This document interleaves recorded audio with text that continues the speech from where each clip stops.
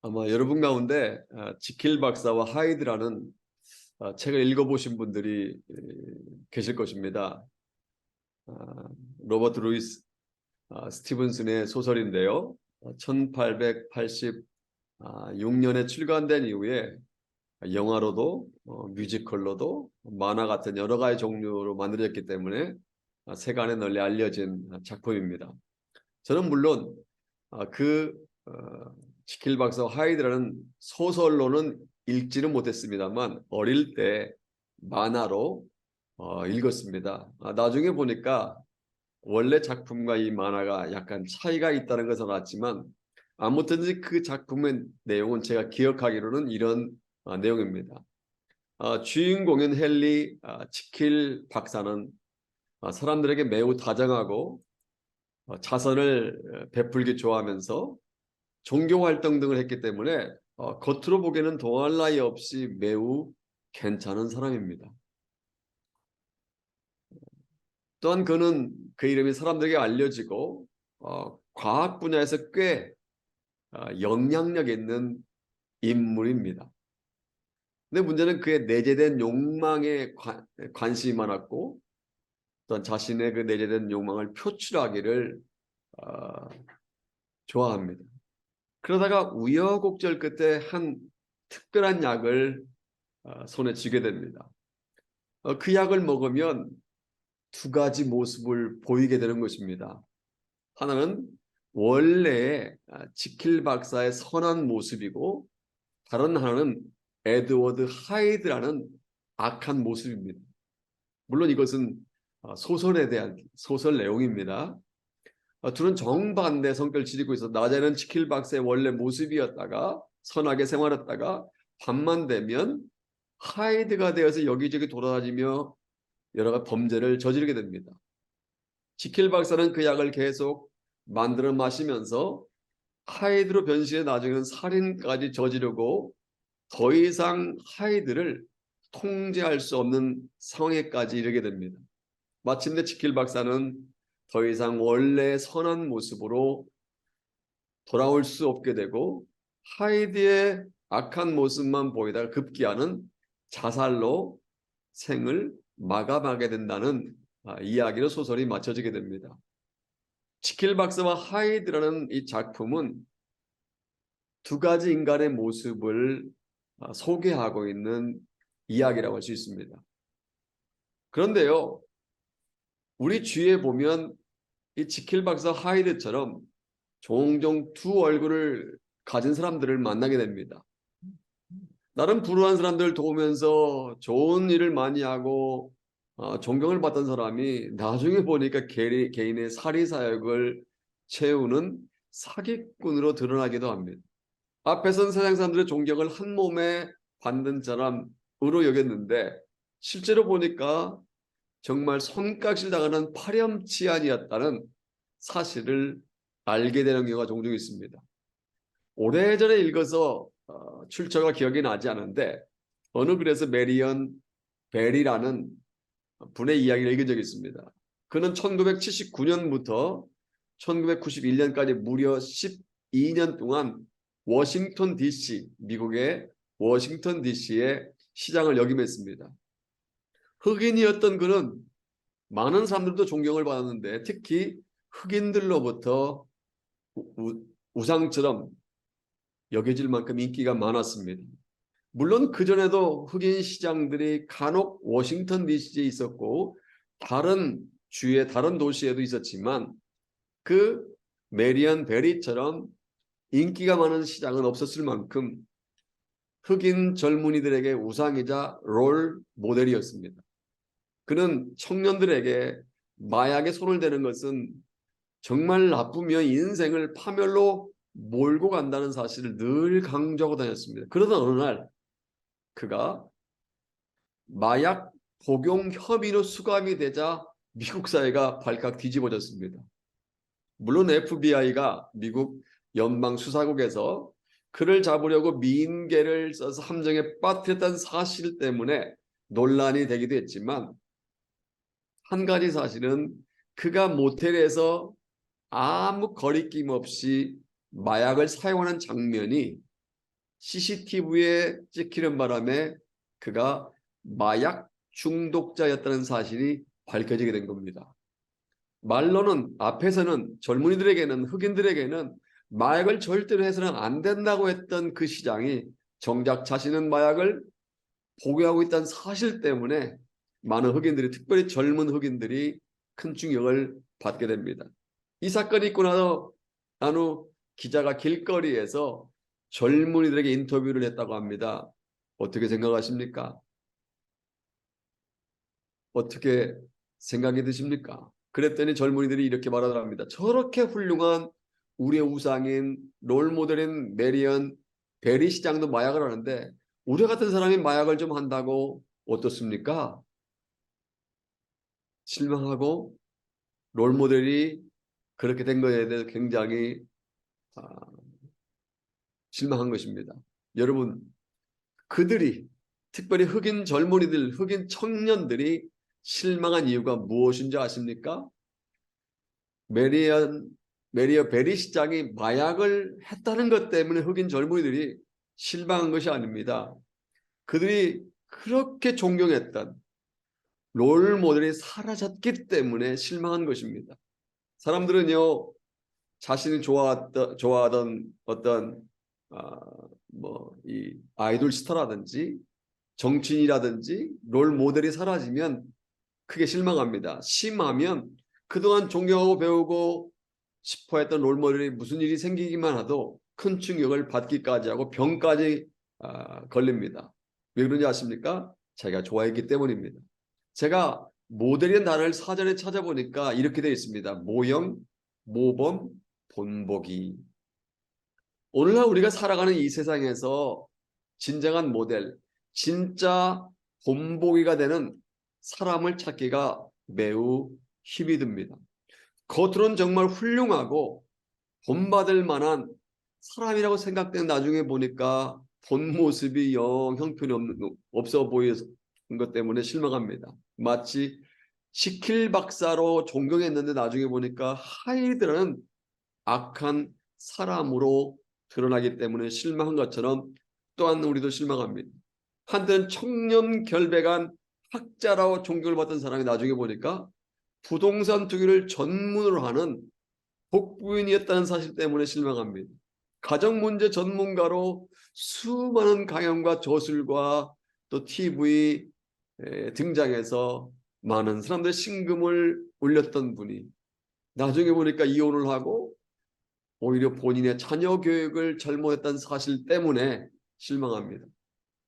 집도 없이 떠돌아다니던 불황 아들을 데려다가 교육시킨다고 국민들로부터 존경을 받았던 사람이 나중에 보니까 국가에서 보조해주는 보조금과 학자에 들어온 성금을 빼돌려서 마구잡이로 부동산을 구입했다는 것 때문에 실망을 합니다.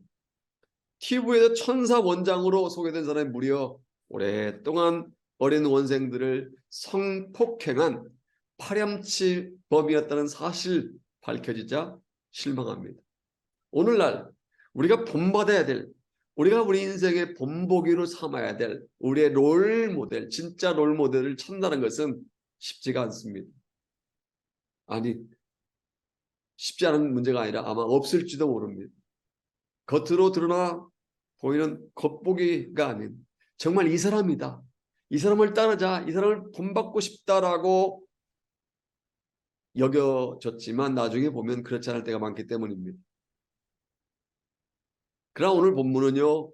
우리가 배워야 할, 우리가 따라야 할, 우리가 닮아가야 할 모델 한 분을 소개하고 있습니다. 바로 그분은 예수 그리스도이십니다. 예수님만이 우리가 따라야 할 모델, 우리가 닮아야 할 모델이 되시는 줄로 믿습니다. 세상에 어떤 정치가나 어떤 훌륭한 학자나 어떤 능력 있는 목사나 신부나 또한 승려가 아닌 바로 예수 그리스도만이 우리의 진정한 롤 모델이 되시는 줄로 믿습니다. 저는 오늘 본문을 가지고 우리의 진정한 모델을 따라 우리의 진정한 모델을 따라란 제목으로 함께 은혜를 나눌까 합니다. 예루살렘에 입성하신 예수님께서는요, 유월절 절기를 맞이하십니다. 우리가 알다시피 유월절은 유대인들에게 굉장히 중요한 가장 큰 명절입니다. 과거 애굽에서 종살이 하다가 해방된 날을 기념하기 위해서 온 가족이 양을 잡아 누룩이 들어있지 않은 빵과 쓴나물을 함께 먹으면서 과거 베풀어 주신 하나님의 은혜를 기념하는 매우 의미 있는 절기입니다. 우리가 지난주 큐티에 살펴본 것처럼 1절에 보면 예수님께서는 당신이 세상을 떠나실 때가 가까이 왔다는 사실을 알고 계셨습니다.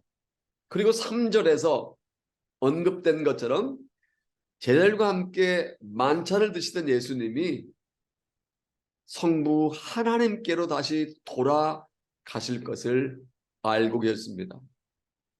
여기 아버지께서 모든 걸 손에 맡기신 것을 아셨다는 말은 당신이 온 인류의 죄를 위해서 십자가에 못 박혀 죽어야 한다는 사실을 알고 계셨다는 뜻입니다. 이제 십자가에 처형당하시기 5일 전의 상황에서 당신이 이제 곧 이 세상을 떠난다는 사실을 확실히 알고 계셨다는 것입니다. 주님은 제일과 함께 이제 어느 예루살렘에 있는 다락방으로 올라가셔서 제일과 함께 마지막 만찬을 하십니다. 이거를 최후의 만찬이라고 합니다. 그리고 즐거운 마음으로 식사를 하신 것입니다. 그런데 본문과 같은 내용이 언급되어 있는 누가복음 22장 24절에 보면 이렇게 되어 있습니다.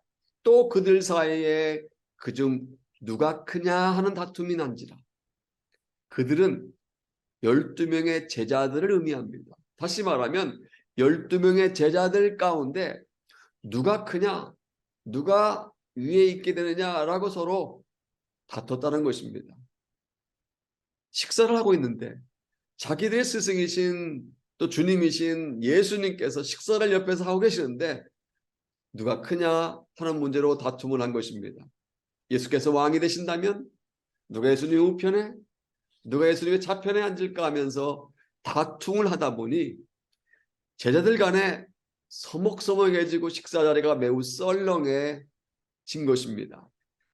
서로 좋은 자리, 높은 자리 차지하는 마음 때문에 긴장감이 감돌았던 것 같습니다. 제자들의 이러한 모습을 보신 예수님은 너무나 마음이 답답해하십니다. 예수께서는 당신이 이제 곧 로마 병사들에게 잡히시게 되는데 서로가 자기가 잘났다고 서로 높은 자리에 오르겠다고 철없이 구는 제자들을 보니 너무나도 안타까웠습니다. 그래서 예수님은 식사를 하시다 말고 벌떡 일어나십니다. 우리 다 같이 4절과 5절 말씀 볼까요? 같이 읽겠습니다. 저녁 잡수시던 자리에서 일어나 겉옷을 벗고 수건을 가져다가 허리에 두르시고 이에 대야에 물을 떠서 제자들의 발을 씻으시고 그 두르신 수건으로 닦기를 시작하여 이 말씀에는요 7가지 동사가 나옵니다. 첫 번째로 식사하시다가 일어나셨고, 둘째로 겉옷을 벗으셨고, 셋째로 수건을 집어 들으셨고, 넷째로 그 수건을 허리에 두르셨습니다. 다섯 번째로 대야에 물을 담으셨고, 여섯 번째로는 뜨거운 물로 제자들의 발을 하나씩 씻기셨고, 일곱 번째로는 허리 두르고 있던 수건으로 물이 묻은 제자들의 발을 닦아 주셨다는 것입니다. 이렇게 7번의 동사를 순서대로 나열하면 만찬 자리에서 계시던 예수님이 행동이 마치 필름처럼 영화 필름처럼 펼쳐지면서 예수님이 제자들의 발을 씻기신 것이 그려지게 됩니다. 중요한 것은 왜 예수님께서 제자들의 발을 씻어 주셨냐입니다. 당시에 발을 씻기는 것은요 종이나 노예가 하는 일이었습니다. 남의 발을 그것도 먼지 묻고 때가 묻은 더러운 발을 씻겨주는 일은요 수많은 일들 중에 가장 천한 일이었습니다. 그런데도 예수께서 친히 제자들의 발을 씻겨 주신 것입니다. 제자는 얼떨결에 예수님께 발을 맡깁니다. 겨우 베드로 한 사람만 주여 주께서 내 발을 씻으시나이까? 내 발을 절대로 씻지 못하십니다 라고 했을 뿐 다른 11명의 제자들은 아무런 반응도 하지 않은 채 예수님께 발을 맡깁니다. 예수께서 내가 너를 씻어주지 않으면 네가 나와 상관이 없다라고 말씀하시자 베드로는 이렇게 말합니다. 주여 내 발뿐 아니라 손과 머리도 씻어 주옵소서. 무슨 말입니까? 발만 씻겨주시 말고 내 손도 머리도 몸 좀 씻겨주세요 라고 말한 것입니다. 그러자 예수님은 매우 중요한 말씀을 하십니다. 다 같이 10절 말씀 볼까요? 같이 읽겠습니다. 예수께서 이르시되 이미 목욕한 자는 발밖에 씻을 필요가 없느니라. 온몸이 깨끗하니라. 너희가 깨끗하나 다는 아니니라 하시니 이는 자기를 팔자가 누구인지 아심이라. 그러므로 다는 깨끗하지 아니하다 하시리라. 이 말씀에 의하면 목욕한 자는 이미 깨끗해졌다고 하십니다. 여기 이미 목욕하였다는 것은 우리가 하나님을 알지 못하고 하나님을 믿지 못한 채 살아가던 죄가 사함을 받은 것을 의미합니다. 아담과 하와가 선악과를 따먹음으로 말미암아 세상에 죄가 들어왔는데 좀 더 구체적으로 말하면 원죄가 들어왔는데 그 원죄가 속함을 받은 속죄함을 받은 것을 의미합니다. 그래서 로마서 8장 1절에 본 사도 바울은 이렇게 고백합니다. 이제 그리스도 안에 있는 자에는 결코 정죄함이 없나니. 할렐루야. 예수 믿고 구원받은 제자들은 이미 목욕한 자들입니다. 즉 원죄를 용서받은 후 온몸이 깨끗해졌다는 것입니다. 이것은요 비단 제자들에게만 해당되는 말이 아니라 우리들에게도 동일하게 해당되는 말입니다. 마치 목욕한 사람이 몸이 깨끗해졌기 때문에 수시로 발을 닦는 것처럼 구원받은 우리가 살면서 짓는 자범죄를 고백하기만 하면 된다는 것입니다. 다시 말하면 우리가 때때로 거짓말할 수도 있고 때때로 교통법규도 어길 수도 있고 때때로 남을 미워할 수도 있습니다. 그렇다고 우리에게 너는 죄인이야 라고 하지 않는다는 것입니다. 왜요? 이미 우리의 죄가 용서받은 이미 우리는 목욕을 한 사람들이기 때문입니다. 이제는 목욕한 사람이기 때문에 수시로 발을 닦는 것처럼 우리가 세상에 살면 짓는 자범죄를 고백하면 된다는 것입니다. 그렇습니다. 만약 우리가 이미 예수 믿고 구원받은 하나님의 자녀가 되었다면 우리는 이미 목욕한 사람들인 줄로 믿습니다. 그리스도 안에 있는 우리는 하나님을 믿지 않고 살았던 죄를 이미 용서받았기 때문에 어느 누구도 우리를 정죄할 수 없는 줄로 믿습니다. 물론 본문 10절 하반절에 보면 예수님이 너희가 깨끗하나 다는 아니라 라고 말씀하신 것처럼 12명의 제자들 모든 제자들이 다 깨끗한 것은 아닙니다. 얼마 있지 않아 30냥의 당신을 팔아넘길 가룟 유다는요 주의 말씀을 들었기는 들었지만 그 말씀을 믿지 않았기 때문에 구원을 받은 경험이 없습니다. 따라서 그는 목욕을 하지 않은 자로 주님께서 지칭하신 것입니다. 아무튼지 베드로가 내 발을 절대로 씻지 못하시리다. 내 발뿐 아니라 손과 머리도 씻어 주십시오 라고 했을 뿐 다른 11명의 제자들은 아무런 반응도 하지 않고 자신들의 발을 주님께 맡겼습니다. 그러자 주님은 한 명 한 명 이렇게 12제자들의 발을 다 씻기십니다. 그리고 나서 벗어두었던 겉옷을 다시 입으시고 식사하시던 자리로 다시 돌아와서 앉으신 후 매우 중요한 말씀을 하십니다. 12절과 13절 말씀 같이 읽어볼까요? 그들의 발을 씻으신 후에 옷을 입으시고 다시 앉아 그들에게 이르시되 내가 너에게 행한 것을 너희가 아느냐? 너희가 나를 선생이라 또는 주라 하니 너희 말이 옳도다. 내가 그러하다. 제자들의 발을 씻어주신 예수께서 갑자기 당신이 누구인지를 말씀하십니다. 너희가 나를 선생으로 또는 주로 부르는데 너희 말이 맞아. 이 뜻입니다. 제자들은 예수님을 선생님으로 랍비로 혹은 아도나이 주로 부르기도 했습니다. 그런 분이 제자들의 발을 씻겨주신 것입니다.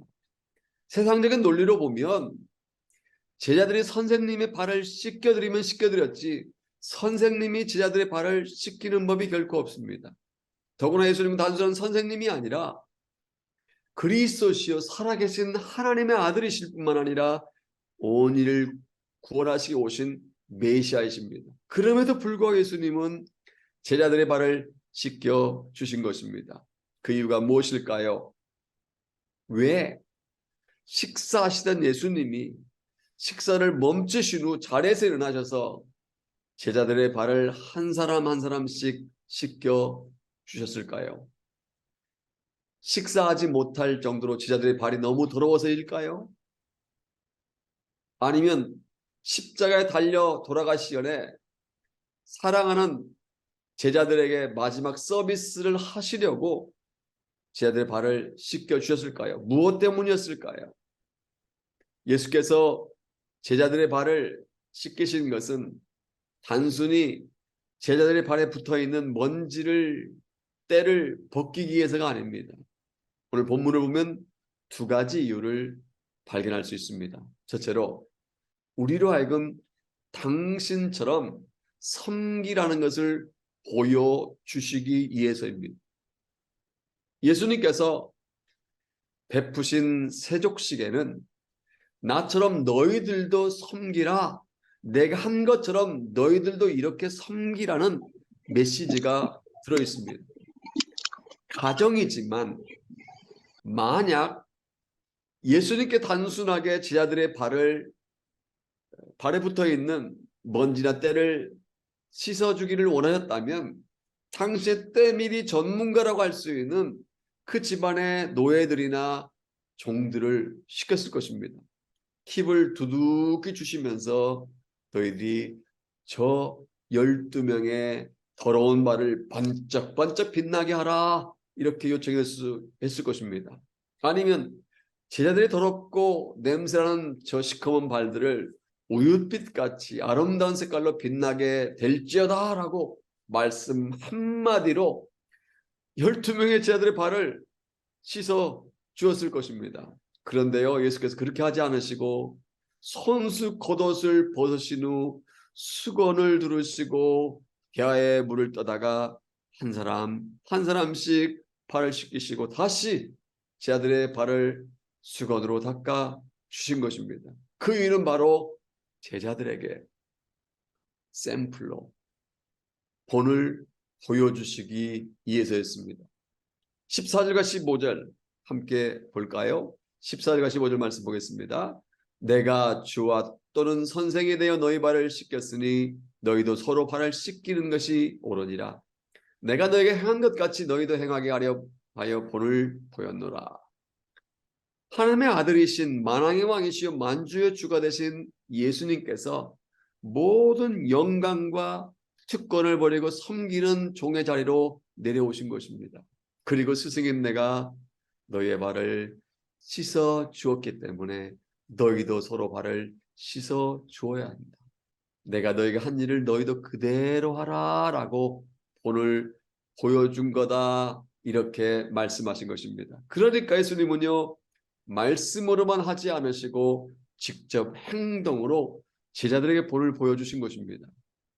제자들에게 섬기라라고 명령을 내리신 것이 아니라 당시 직접 롤 모델이 되어 주신 것입니다. 여기서 우리는 한번 우리 자신 한번 돌아봤으면 좋겠습니다. 예수님처럼 겸손하게 다른 사람, 특히 나보다 약한 사람을 섬기고 있습니까? 솔직히 말씀드려서 나보다 강한 사람을 섬기는 것은 그리 어렵지 않습니다. 직장에서 내 위에 있는 직장 상사나 부대에서 나를 지휘하는 상급 부대장에게 어느 정도까지는 섬길 수 있습니다. 그러나 나보다 약한 사람, 나보다 부족한 사람, 나보다 덜한 사람, 내 밑에 있는 사람을 섬기는 것이 오히려 어려울 수 있습니다. 다 그런 것은 아니지만 사람들은 일반적으로, 다 그런 것은 아니지만 사람들은 일반적으로 강자에게는 한없이 약해지는 반면에 약자에게는 한없이 강해지는 것이 인간의 심리입니다. 그런데 중요한 사실은 강자이신 예수님이 약자인 제자들의 발을 친히 씻겨 주신 줄로 믿습니다. 예수님은 존귀와 영광을 다 버리고 친히 낮아지셔서 섬김의 모범을 보여주신 줄로 믿습니다. 어린이 동화에 엄마 개와 아기 개 이야기를 우리는 잘 알고 있습니다. 엄마 개가 아기 개에게 말합니다. 너는 어째서 그렇게 비뚤어진 걸음걸이로 걷니? 똑바로 걸을 수 없니? 아기 개가 이렇게 엄마 개에게 말합니다. 엄마, 제대로 걷는 법을 가르쳐 주세요. 엄마가 똑바로 걷는 걸 보면 저 역시 그대로 걸을게요. 요즘 아이들이 얼마나 영악한지 부모 머리 위에서 놉니다. 이거 해라 저거 해라, 이거 하지 마라 저거 하지 마라. 말만 해서는 아이들이 듣지 않고 오히려 대듭니다. 엄마는 그렇게 하자면서 왜 나에게 그렇게 말하는 거야?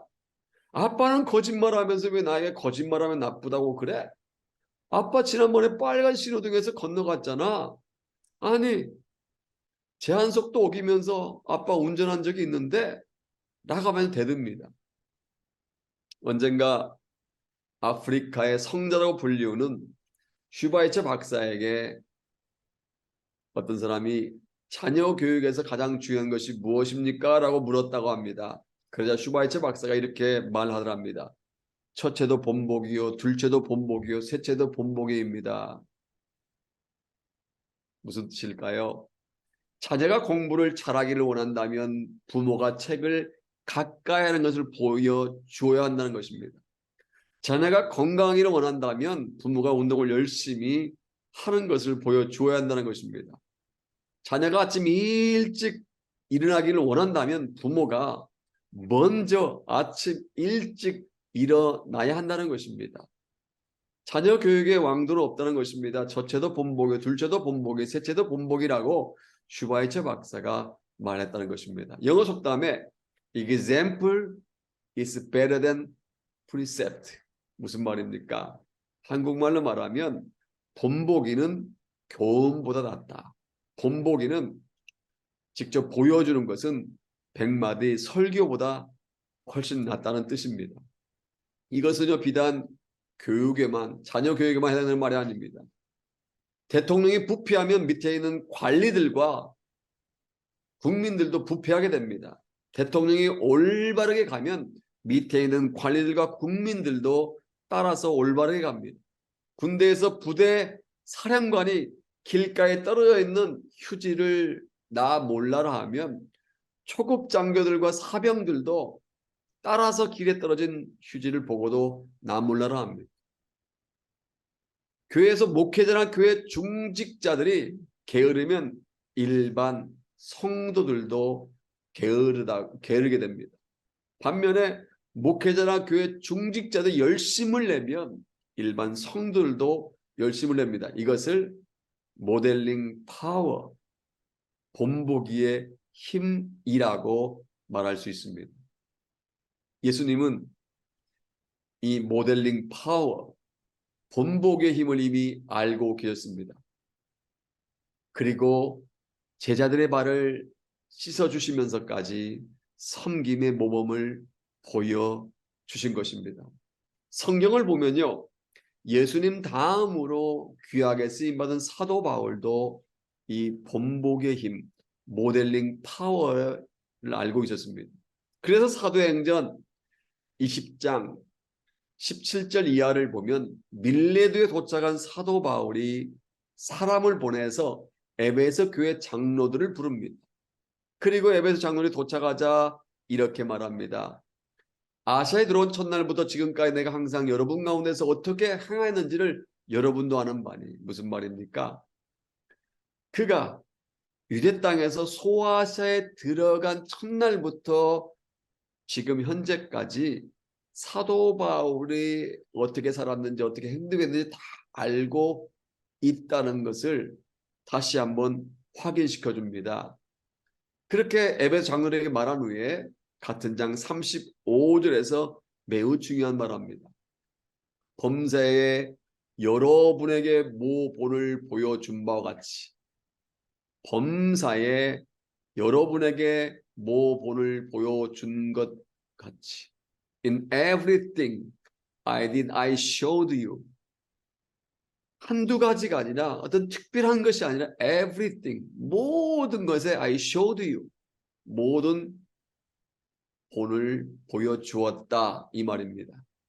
따라 자기가 본보기로 보여준 것처럼 수고하며 약한 사람들을 도와주는 일을 당신들 에베소 장로들이 하라는 것입니다.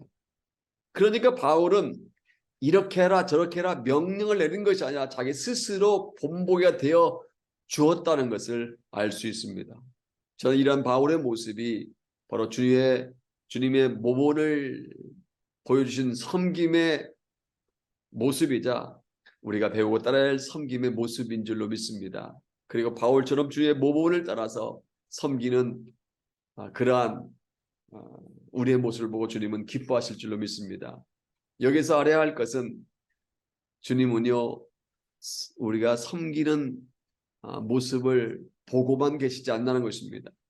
다 같이 한번 17절 함께 볼까요? 너희가 이것을 알고 행하면 뭐가 있으리라? 복이 있으리라. 제가 자주 말씀드리지만 구원은 무엇으로 받습니까? 행함으로 받습니까? 순종으로 받습니까? No, 믿음으로 받습니다. 기독교의 구원은 확실합니다. 믿음으로 구원을 받는 줄로 믿습니다. 반면에 축복은 어떻게 받습니까? 순종함으로 받는 줄로 믿습니다. 17절을 다시 한번 보십시오. 주님께서 보여주시고 가르쳐주신 본을 따라서 섬기면 뭐가 있으라고 말씀하십니까? 복이 있으리라. 그렇습니다. 주의 말씀대로 주께서 본을 보여주신 것처럼 남들을 섬기는 사람에게 주께서 축복하시는 줄로 믿습니다. 주께서 보여주신 대로 따르는 사람에게 섬김의 복을 더하여 주시는 줄로 믿습니다. 그러므로 남이 알아주든 알아주지 않든 주님처럼 섬기는 일 앞장서는 저와 여러분 되기를 소원합니다.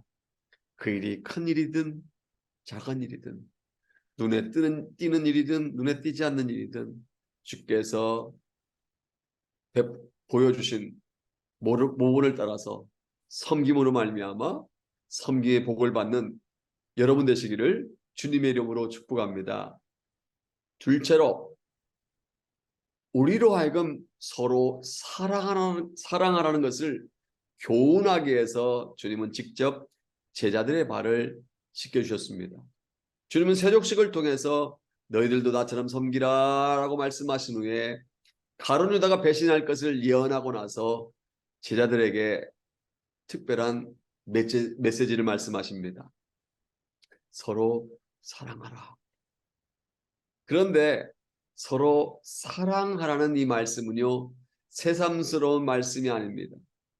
어느 책에 보니까 요한복음에서 사랑하라는 말에 무려 56번이나 언급되어 있고 그 중에서도 마지막 고별 설교에서 이 13장부터 24장 사이 무려 44번이나 언급되어 있다고 합니다. 물론 저는 다 세어보지 못했습니다. 어느 분의 주장에 따라서 그렇습니다. 무엇을 의미합니까?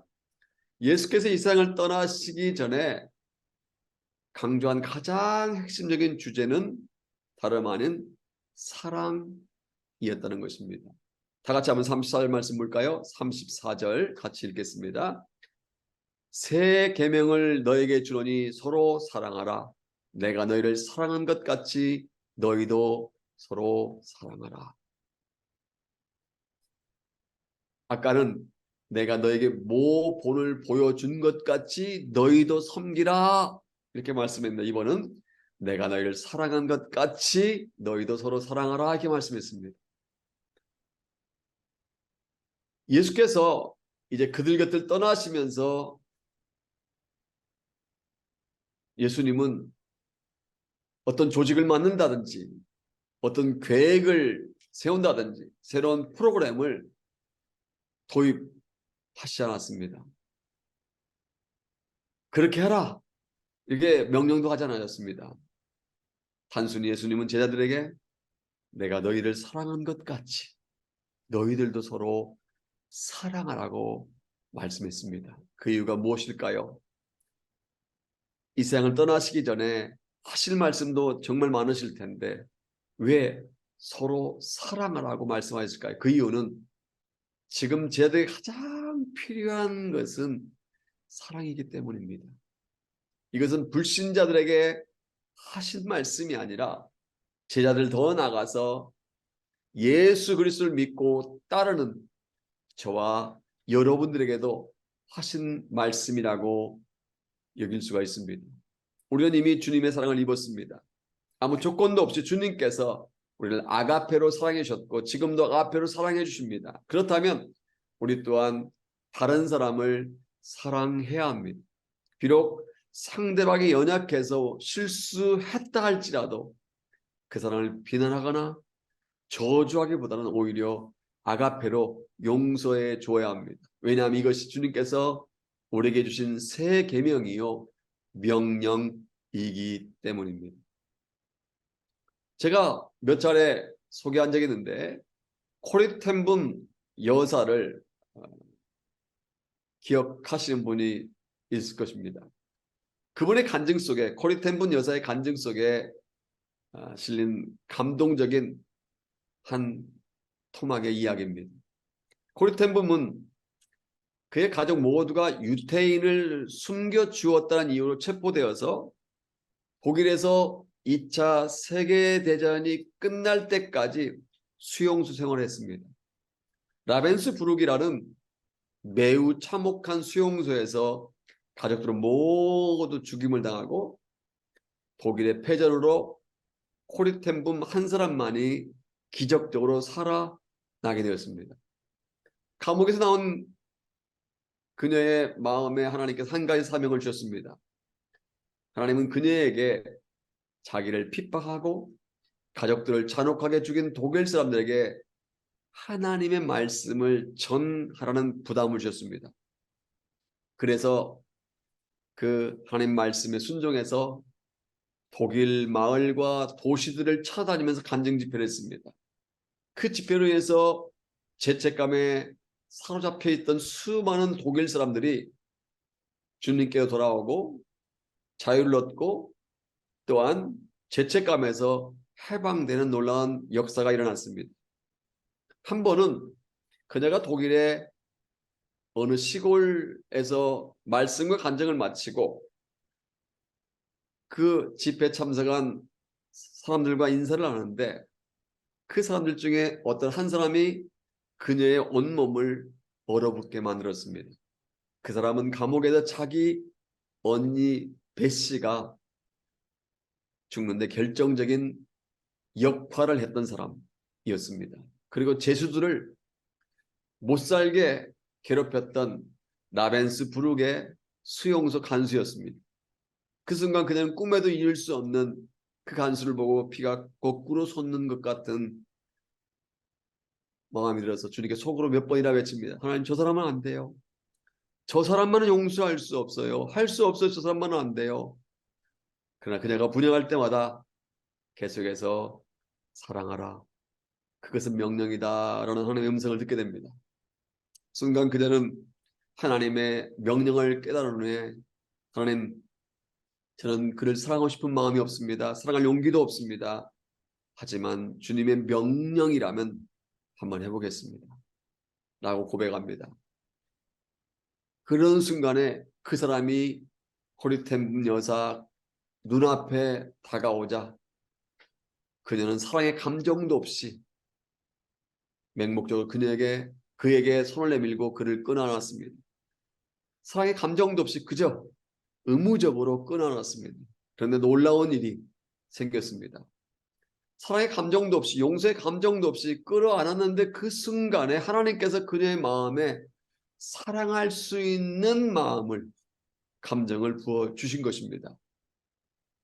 그 간수를 사랑할 수 없었지만 하나님 명령 앞에 순종하기로 결단하고 그 간수를 끌어안자 원수까지도 사랑할 수 있는 아가페 능력이 부어지게 된 것입니다.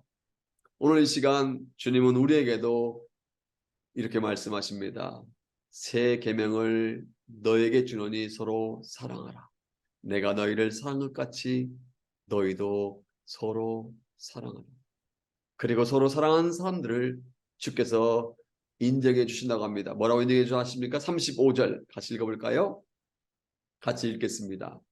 너희가 서로 사랑하면 이로써 모든 사람이 너희가 내 제자인 줄 알리라. 무슨 말입니까? 진정한 제자의 표시가 여기에 있다는 것입니다. 우리가 십자가 목걸이를 목에 걸고 다니지 않아도 자동차에 I love Jesus라고 글자를 써놓고 다니지 않아도